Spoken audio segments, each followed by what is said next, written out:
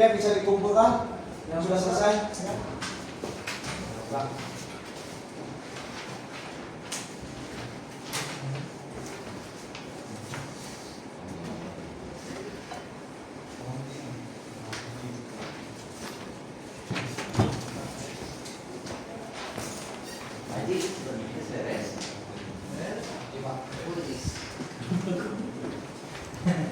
Jawabannya begini ya. Sudah seperti itu sini apa? Lagi.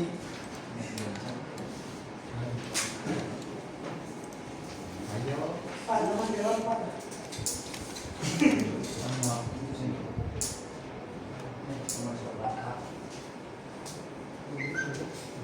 Hah? Beres belum? Dua di. Jadi sekarang hiji lah nih ya, 10 beriling. Aku sedang betul Pak. Beres bagus. Gak apa-apa, isi aja, nanti ada soal gue yang sama pertanyaannya dengan soal nomor 1. Gak apa-apa, diisi aja. Nanti kalau soal yang kedua ya dipastikan harus benar karena materinya sudah saya sampaikan.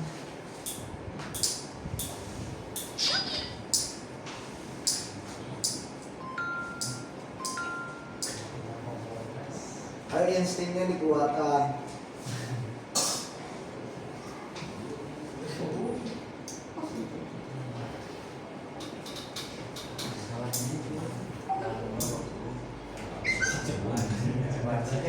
Oke, ya tolong diperhatikan. Kamu kiris, apa anda minum?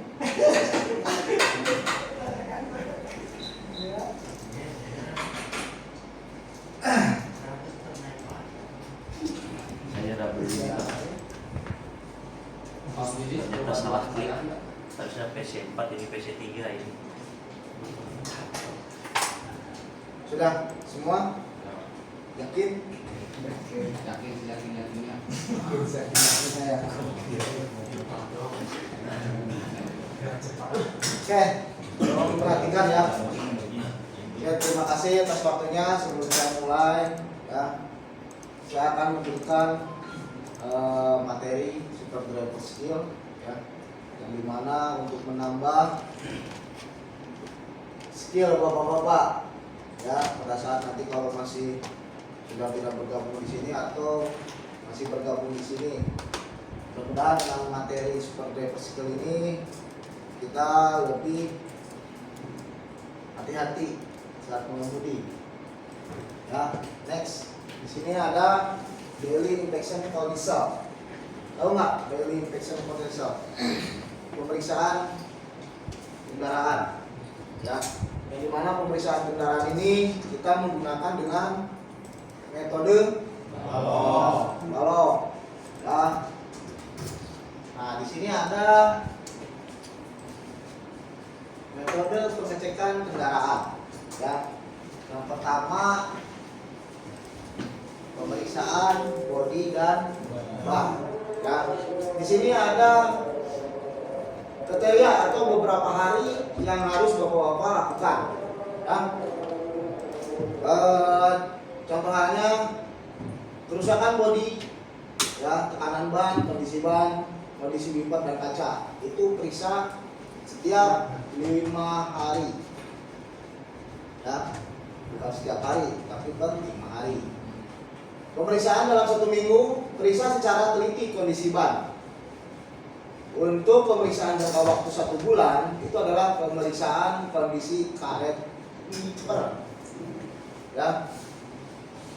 Terus rupanya adalah pemeriksaan air, ya, yang dimana per 5 harinya ini kita periksa air radiator. Ya. Per 1 minggunya adalah pemeriksaan air wiper. Per 1 bulannya adalah pemeriksaan kebocoran sambungan-sambungan. Ya, pastikan. Terus untuk huruf L-nya adalah kelistrikan, ya.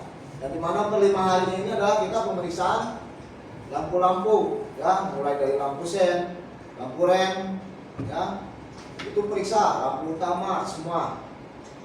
Terus untuk per minggunya periksa sambungan aki atau ICU, ya. Biasanya ini ada kerak, ya, di kepala akinya itu. Nah, itu harus dibersihkan dan periksa air ICU-nya. Terus bulanan pemeriksaan air ICU, ya. Kalau memang kurang air ICU-nya tambah, ya. Terus untuk huruf O-nya adalah pemeriksaan oli, ya. Per 5 harinya adalah pemeriksaan tetesan atau kebocoran di bawah kendaraan.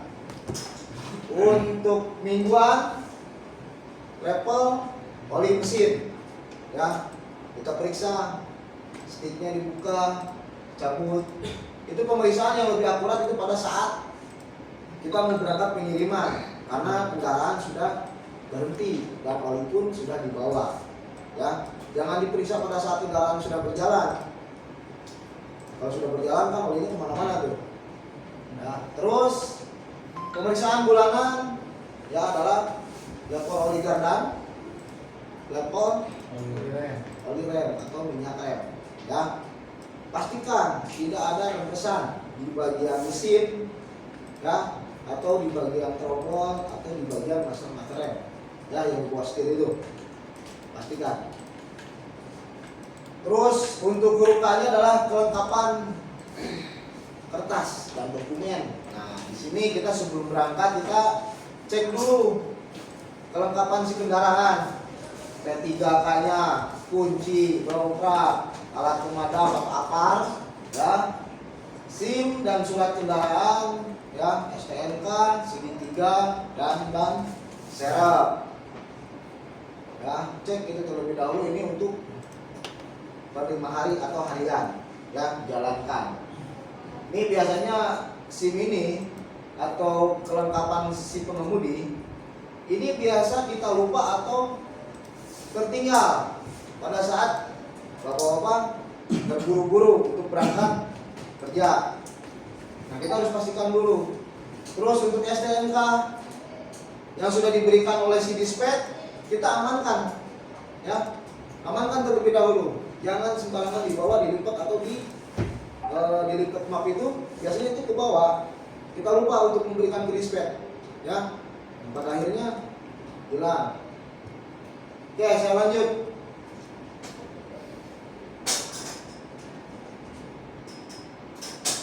Nah, di sini defensive driving. Apa sih arti dari defensive driving? Ya. Perilaku pengemudi yang menerapkan metode safety driving sehingga mampu mengidentifikasi bahaya dengan mengambil resiko yang paling rendah. Ya, tujuannya tidak menjadi penyebab kecelakaan, ya, tidak menjadi pemicu kecelakaan, tidak terlibat dalam kecelakaan. Contoh poin yang pertama, tidak menjadi penyebab kecelakaan, ya. Itu ada 2 kategori. Yang pertama dari kendaraan. Nah, kendaraan biasanya itu karena kita kurangnya untuk mengecek, ya, seperti apa? Pelumas atau minyak rem. Yang kedua adalah dari si pengemudi, ya. Untuk poin yang kedua, tidak menjadi pemicu kecelakaan. Nah, ini didominasi oleh si pengemudi. Biasanya si pengemudi itu ugal-ugalan, ya, dalam membawa kendaraannya, atau kondisi mengantuk, memaksakan jalan, atau mengkonsumsi obat-obatan, ya, atau dalam kondisi mabuk. Ya, kenapa di sini ditekankan ada pit to driver yang harus diisi oleh si driver setiap pagi, betul nggak? Nah, itu tujuannya itu. Karena dalam kondisi si driver kurang sehat, kalau mengkonsumsi obat, dia akan ngantuk pada saat jalan. Nah, itu tujuannya pit to driver itu, ya. Tidak terlibat dalam kecelakaan. Nah, di sini dalam konteks nomor 3 ini biasanya si driver tidak jaga jarak aman saat mengemudi, ya. Oke, next. Nah, di sini ada contoh potensi yang sering terjadi kecelakaan. Yang pertama adalah jalan yang menurun berbelok-belok, berarti si driver harus mengurangi kecepatan, ya, mengurangi kecepatannya, dan jarak pandangan pun kita harus lebih waspada saat kita mau masuki area tikungan, ya. Terus ada pengendara roda 2 yang dikemudikan oleh kaum ibu-ibu atau si raja jalanan, ya. Sekalipun kita sudah klakson, ya, terkadang dia kan pura-pura nggak dengar. Apalagi sensornya ke kiri, nih beloknya ke kanan. Nah, itu yang paling bahaya. Nah, kalau sudah ketemu dengan si pengendara raja jalanan ini, kita harus lebih antisipasi. Ya, dia mau kemana nih? Sekalipun kita sudah memberikan klakson, kita masih tanda tanya besar. Ya, makanya kita lebih antisipasinya Pak, kurangi kecepatan. Terus pertigaan dan persimpangan, ya, muatan atau bobot, ya, maksimum si kendaraan, ya. Oke, next. Nah, 5 langkah dasar defensive driving, ya. Yang pertama adalah pahami dinamika kendaraan, jaga jarak aman dengan pengemudi, selalu awasi kondisi sekitar, waspada blind spot, hindari distraksi dan paham marka jalan.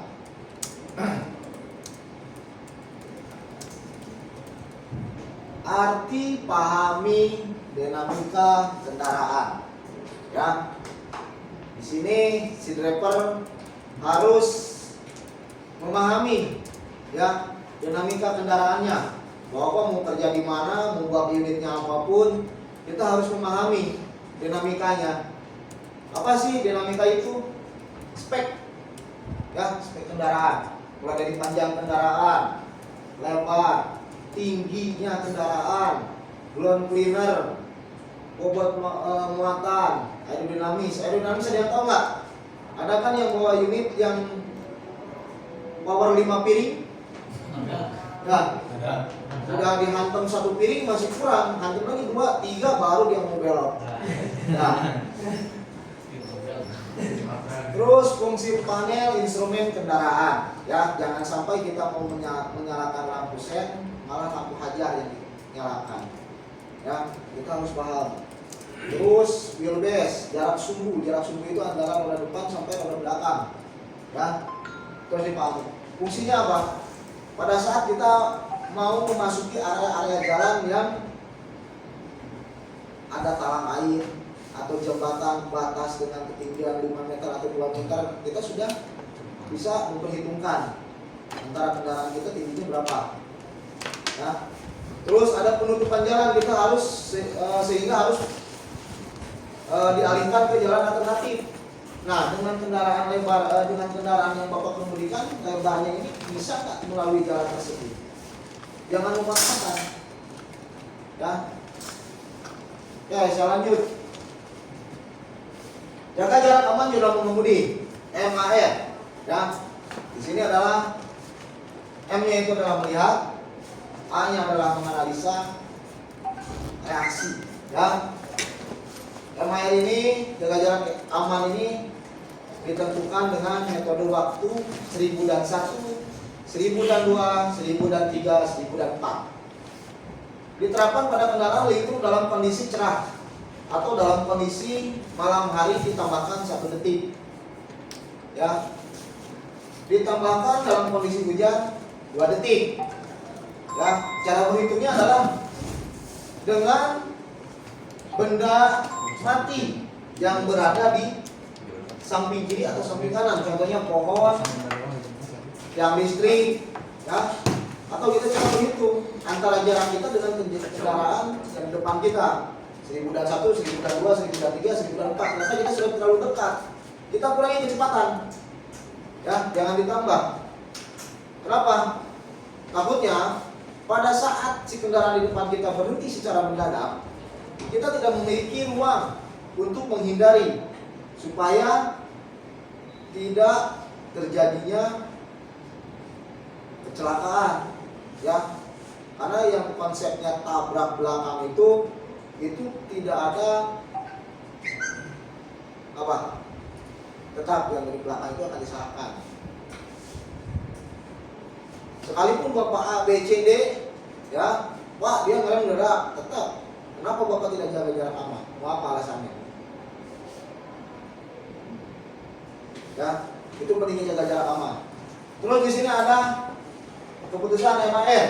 Ya, yang pertama adalah melihat. Nah, situasi ini digunakan pada saat kita mau mendahului, ya, mendahului kendaraan di depan kita. Apabila kendaraan di depan kita di bawah kecepatannya dari 20 km per jam. Ya, di atas tersebut wajib untuk mengikuti. Karena apa? Pada dasarnya hukum di negara kita ini itu diwajibkan untuk antri, terkecuali dalam keadaan urgent. Ya, contoh halnya apa? Pemadam kebakaran, ya, terus ambulan, ya. Kalau kendaraan di depan kita di bawah dari 20, kita harus mendahului. Yang pertama adalah metode tadi, melihat dulu situasi di belakang kita, di belakang kendaraan yang kemudikan oleh kita. Ya, ada kendaraan lain nggak? Ini yang paling bahaya. Biasanya kenapa? Kita langsung mendahului kendaraan tanpa melihat ke belakang terlebih dahulu. Padahal di belakang ada kendaraan roda 2 yang menempel, yang pada akhirnya terseret. Ya, terus kita lihat jarak pandang ke depan. Apa di depan kita situasinya sudah aman atau belum? Ya, kalau sudah aman, baru kita ke analisa. Kita analisa jarak pandang kendaraan apa yang mau kita dahului, berapa kecepatan yang mau kita tambah. Kalau sudah menganalisa, baru ke reaksi, ya, baru kita mendahului dengan memberikan lampu sen, ya, klakson. Kenapa kita dilarang mendahului mau memasuki area tikungan? Ya, karena jarak pandang kita terbatas. Ya, usut jangan banyakin gadang ya. Jadi gitu, gantung. Ya, kalau banyak kadang itu usut. Ya, oke, saya lanjut. Awasi kondisi sekitar. Oke. Pengguna kendaraan harus mengarahkan pandangan jauh ke depan supaya bisa mengkalkulasikan kecepatan, ya, dan jaga jarak aman. Pandangan jauh pun bisa membuat kita memetakan kondisi jalan yang dihadapi, sehingga kita lebih antisipasi. Ya, ini pada saat kita masuki area-area padat penduduk atau area yang memasuki pertigaan, ya, zona rawan kecelakaan, ya, zona aman sekolah, ya.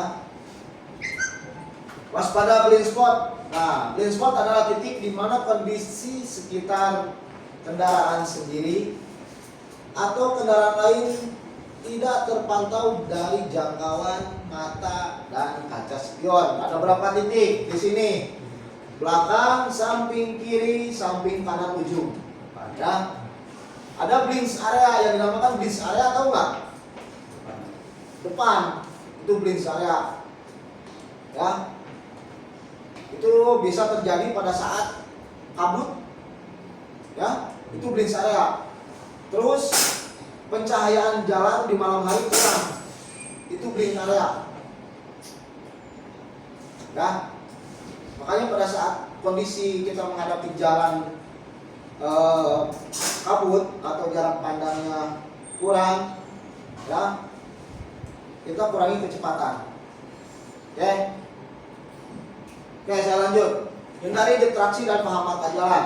Ya, distraksi atau gangguan saat mengemudi bisa berbentuk menggunakan telepon genggam, makan dan minum, mengobrol, mengganti suara radio, mengecek peta, mengantuk atau mabuk. Ya. Nah, teknik ini bisa meningkatkan efisiensi konsumsi bahan bakar hingga 3%. Ya. Terkait retraksi ini, larangannya ya, ini MI-nya sudah berlaku atau dari dulu sudah keluar. Apabila si driver belum menggunakan handphone saat mengemudi, ya, makan, merokok, itu dipastikan si driver tersebut tidak boleh bergabung di ruang lingkup PT Manajemen Bilo. Ya, pasti driver tersebut akan di-standby-kan. Selama kontraknya masih ada, si driver akan di-standby-kan di AO. Habis itu kontraknya habis, selesai. Itu sanksinya. Ya. Oke, paham masalah retraksi ini dengan sanksinya? Oke, saya lanjut.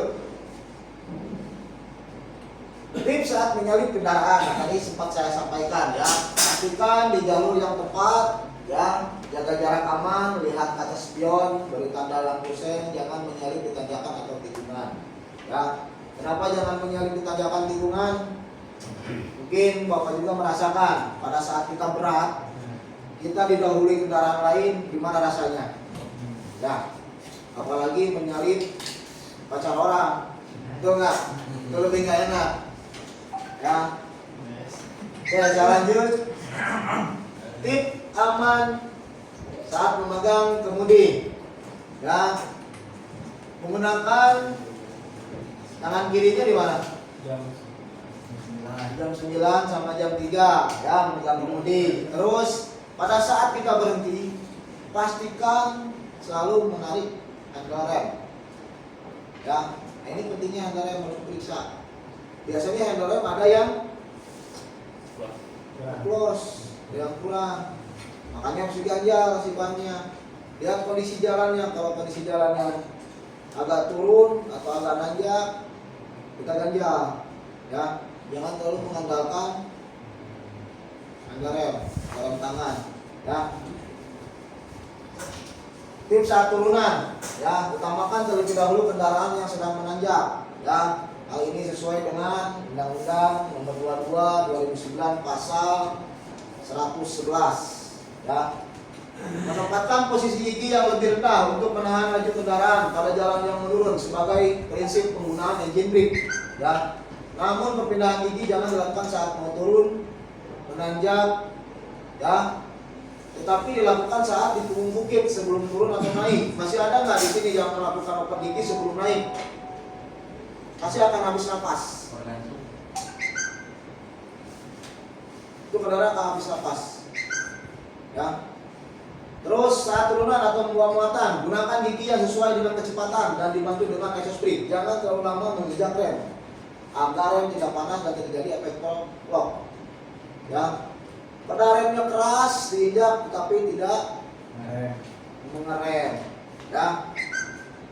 Sampai panas tromolnya, kita ceplok telur di tromol mateng. Ya. Oke, kita lanjut. Sakral peduli pelopor N, ya. Sakral wajib dipahami, dijiwai dan dijaga nama baiknya, peduli, niat berdoa, berupaya secara konsisten, komitmen mengemudi dengan cara aman karena keselamatan adalah harga diri yang paling utama. Pelopor teladan bagi orang banyak serta menjadi kebanggaan keluarga, pimpinan, perusahaan, masyarakat, bangsa dan negara. N, selesai. Ya, karena bisa menyebabkan hilangnya rezeki, ya, kesehatan dan nyawa. Oke, sudah paham kan? Nah, nanti ada pertanyaan nomor 2, ya. Nah, di sini ada pengecekan kendaraan, ya. Tuh, telah berkendara parkir pada tempat. Ini sudah melakukan pada saat kita sudah melakukan pengiriman. Ya, thank you. Ya. Oke, kita lanjut. Ada yang harus disampaikan terkait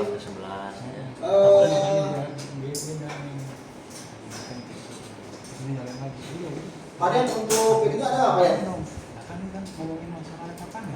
peta yang tadi. Oh, peta. Oke, oke.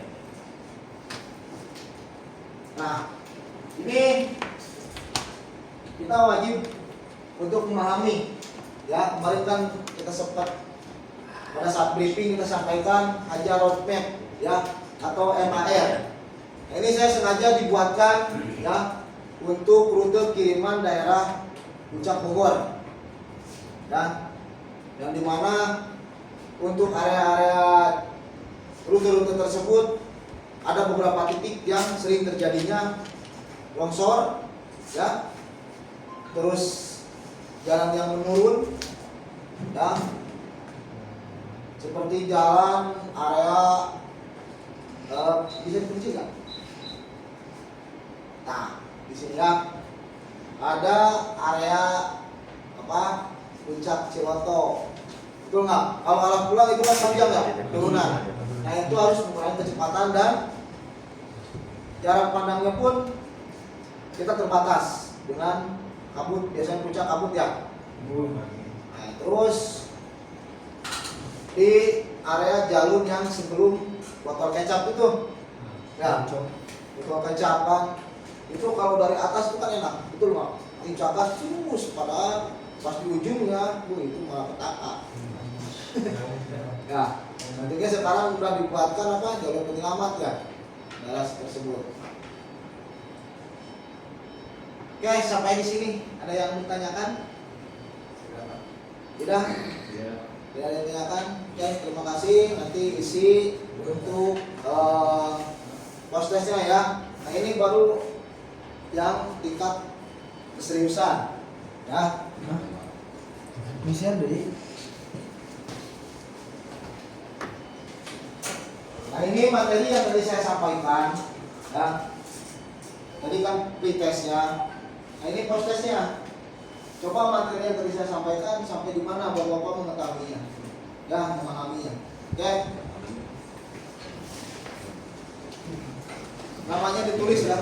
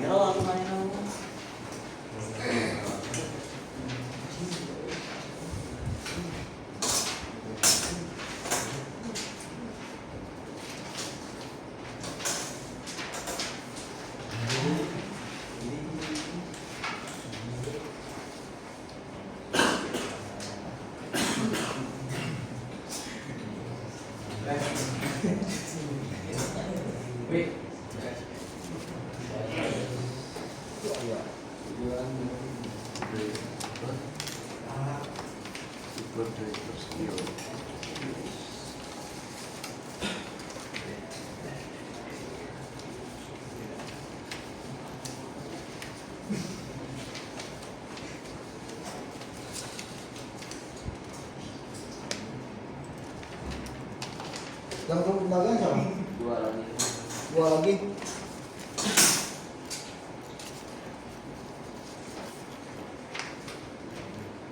Ininya di katanya di post test di PO katanya.